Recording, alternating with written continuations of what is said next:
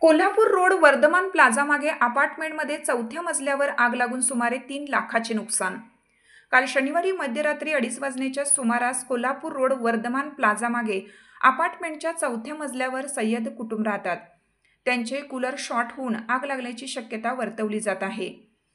सदर आग फ्लॅटच्या बेडरूममध्ये लागली होती। आगीमध्ये घरातील साहित्य, फर्निचर, कपाट, कपडे इत्यादी साहित्य जळालं आहे। साधारणपणे 3 लाखाचे नुकसान झाले आहे असा अंदाज आहे।